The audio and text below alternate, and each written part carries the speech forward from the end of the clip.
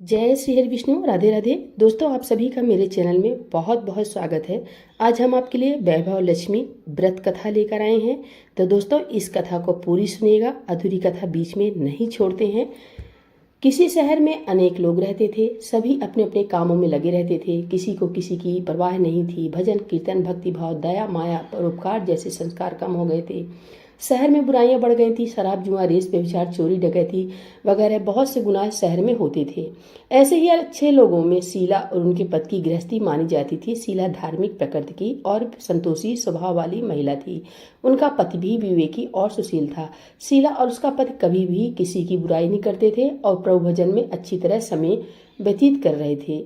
शहर के लोग उनकी गृहस्थी की सराहना करते थे। देखते ही देखते समय बदल गया। शीला का पति बुरे लोगों से दोस्ती कर बैठा। अब वह जल्द से जल्द करोड़पति बनने के ख्वाब देखने लगा, इसलिए वह गलत रास्ते पर चला गया, यानी वह रोडपति बन गया। यानी रास्ते पर भटकते भिखारी जैसे उसकी हालत हो गई थी। शराब, जुआ, रेस, चरस, गांजा वगैरह बुरी आदतों में शीला का पति फंस गया। दोस्तों के साथ उसे भी शराब की आदत हो गई। इस प्रकार उसने सब कुछ रेस जुए में कमा दिया। शीला को पति के बर्ताव से बहुत दुख हुआ, किंतु वह भगवान पर भरोसा करके सब कुछ सहने लगी। वह अपना अधिकांश समय प्रभु भक्ति में बिताने लगी। अचानक एक दिन दोपहर को उनके द्वार पर किसी ने दस्तक दी। शीला ने द्वार खोला तो देखा कि एक माजी खड़ी थी। उनके चेहरे पर अलौकिक तेज निखर रहा था। उनकी आंखों में से मानो अमृत बह रहा था। उनका भव्य चेहरा करुणा और प्यार से छलक रहा था। उसको देखते ही शीला के मन में अपार शांति छा गई। शीला के रोमनों में आनंद छा गया। शीला उस मांझी को पहचानती नहीं थी, फिर भी आदर के साथ घर में ले आई। घर में बिठाने के लिए कुछ भी नहीं था, अतः शीला ने सब चाकर एक फटी हुई चादर पर उनको बिठाया। माँ जी बोली, क्यों शीला, मुझे पहचाना नहीं? हर शुक्रवार को हम लक्ष्मी जी के मंदिर में भजन कीर्तन के समय मैं भी वहां आती हूँ। इसके बावजूद शीला कुछ समझ नहीं पा रही थी। फिर माँ जी बोली, तुम बहुत दिनों से मंदिर नहीं आई, अतः मैं तुम्हें देखने चली आई। माँ जी कहती, प्रेम भरे शब्दों से शीला का हृदय पिघल गया। उसकी आंखों में आंसू आ गए और वह बिलक बिलक कर रोने लगी। माँ जी ने कहा, बेटी, सुख और दुख तो धूप और छांव जैसे होते हैं। धैर्य रखो बेटी, मुझे तेरी अपनी सारी परेशानी बताओ।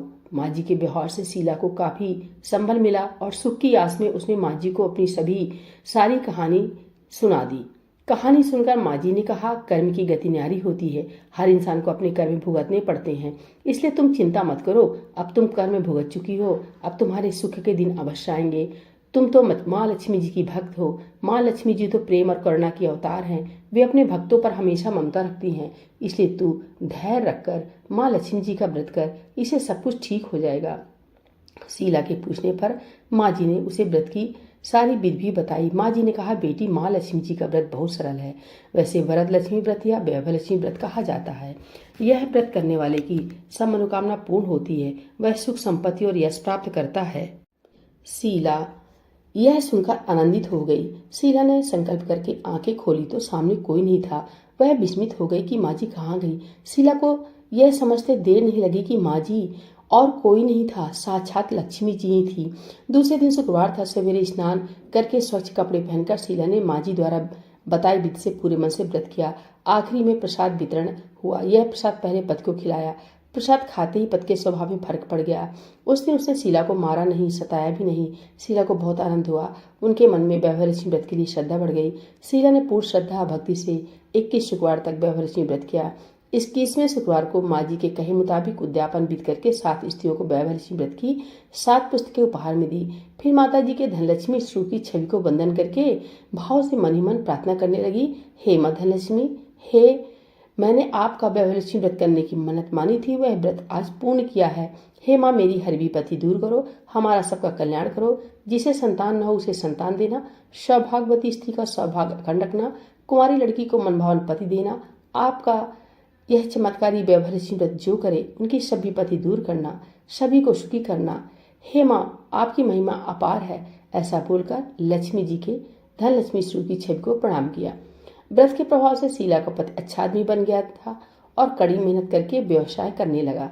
उसने तुरंत शीला के गिरवी रखे गहने छुड़ा लिए। घर में धन की बाढ़ सी आ गई। घर में पहले जैसे सुख शांति छा गई। वैभव लक्ष्मी व्रत का प्रभाव देखकर मोहल्ले की दूसरी स्त्रियां भी विधि पूर्वक वैभव लक्ष्मी व्रत करने लगी। आइए जानते हैं वैभव लक्ष्मी व्रत की उद्यापन विधि।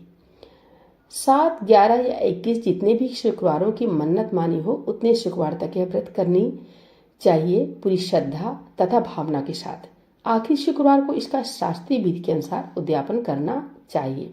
आखिरी शुक्रवार को प्रसाद के लिए खीर बनानी चाहिए।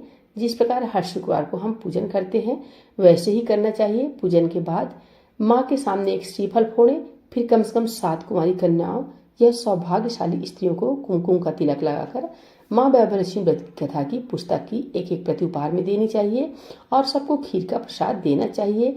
इसके बाद माँ लक्ष्मी जी को श्रद्धा सहित प्रणाम करना चाहिए।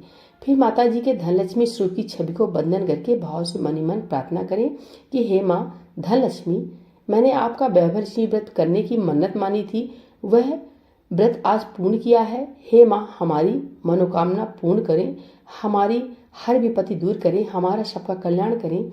जिसे संतान न हो उसे संतान देना, सौभाग्यवती स्त्री का सौभाग्य अखंड रखना, कुमारी लड़की को मनभावन पति देना। जो आपका चमत्कारी वैभवलक्ष्मी व्रत करे उनकी सब विपत्ति दूर करना, सबको सुखी करना। हे माँ, आपकी महिमा अपरंपार है, आपकी जय हो। ऐसा बोलकर लक्ष्मी जी के धनलक्ष्मी स्वरूप की छवि को प्रणाम करें। वैभवलक्ष्मी माता की जय, धनलक्ष्मी माता की जय।